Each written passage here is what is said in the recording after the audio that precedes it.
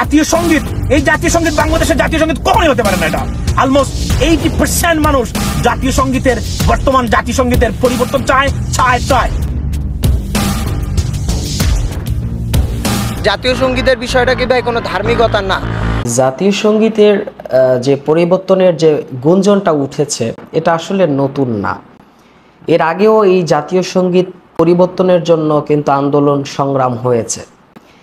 এর পিছনে মেইন কারণ যেটা দেখা গেছে সেটা হচ্ছে এই যে জাতীয় সঙ্গীত যিনি রচনা করেছেন তিনি কিন্তু আমাদের বাংলাদেশের নাগরিক না। রবীন্দ্রনাথ ঠাকুর কিন্তু একজন ভারতীয় নাগরিক। এখন বর্তমানে আমাদের এই 5 আগস্টের পরে, ছাত্র জনতার অভ্যুত্থানের পরে যে স্বাধীনতা আমরা পেয়েছি, এই স্বাধীনতায় ভারতীয় কোনো নাগরিকের জাতীয় সঙ্গীত থাকবে এটা কেউ চায় না। এখন এই জাতীয় সঙ্গীত পরিবর্তনের জন্য যে আন্দোলনটি হচ্ছে, তাহলে এই জাতীয় সঙ্গীত পরিবর্তন করে কোন সঙ্গীত দেওয়া হবে?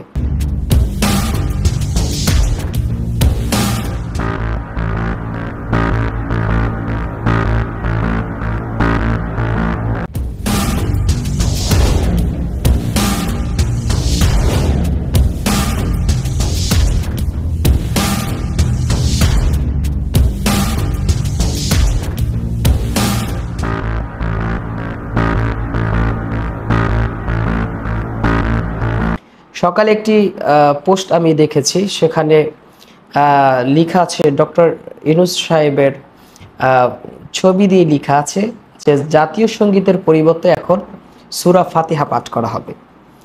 সেখানে অনেকে অনেক সুন্দর মন্তব্য করেছেন এবং সেখানে তারা সম্মতি দিয়েছেন।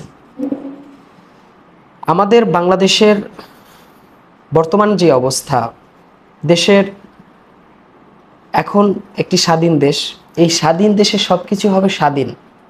আপনি কথা বলবেন স্বাধীনভাবে, আপনার ন্যায্য দাবি আপনি আদায় করবেন স্বাধীনভাবে, আপনি সব কিছু আপনার কর্মকাণ্ড করবেন স্বাধীনভাবে। জাতীয় সঙ্গীতের বিষয়টা কি ভাই কোনো ধার্মিকতা না? কারণ দেশ সবার, ধর্ম যার যার, দেশ সবার। আমরা সবাই এই উক্তিটার সাথে আমরা সবাই একমত পোষণ করি। বর্তমানে সোশ্যাল মিডিয়াতে জাতীয় সঙ্গীত পরিবর্তনের যেই একটা অ্যাক্টিভিটি চলতেছে, সেটার মধ্যে অন্যতম একটি কারণ হচ্ছে যার সঙ্গীতটি বর্তমানে বাংলাদেশের জাতীয় সঙ্গীত হিসাবে রূপরেখা দাঁড় করিয়েছে, যাকে দেওয়া হয়েছে, সে প্রথমত বাংলাদেশের নয়।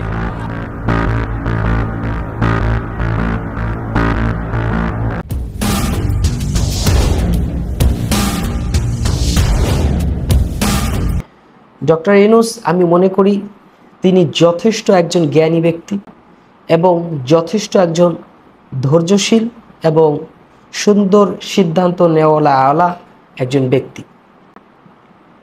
তিনি সুন্দর সিদ্ধান্ত নিতে পারবেন বলে আমার এই বিশ্বাস রয়েছে এবং দেশের জন্য, দেশের মানুষের জন্য তিনি কাজ করতে পারবেন এই বিশ্বাসও আমার রয়েছে।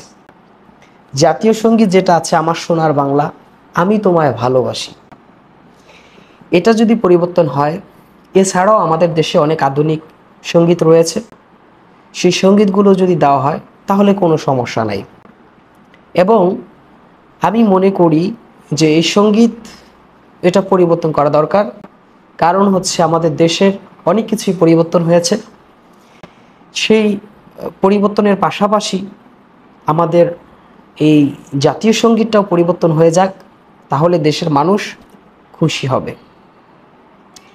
এবং যদি পরিবর্তন না হয়, যেটা আছে আমার সোনার বাংলা, আমি তোমায় ভালোবাসি, আমরা ভালোবাসাবাসীর মধ্যেই থেকে যাব। পরিবর্তন হলেও ভালো, না হলেও ভালো, তবে যেটাতে আমাদের মঙ্গল হবে সেটা করবেন বলে এই বিশ্বাস রাখি। দেশের বর্তমানে যারা ঊর্ধ্বতন কর্মকর্তা রয়েছেন তারা সেই ব্যবস্থা গ্রহণ করবেন এবং সেটায় দেশের এবং জাতি, যারা মানুষ রয়েছে, সকলে খুশি হবে বলে আমি মনে করি। এবং এই ইদানিংকালে অনেক গুজবি নিউজ দেখা যায়, যেটার কোনো ভিত্তি নেই।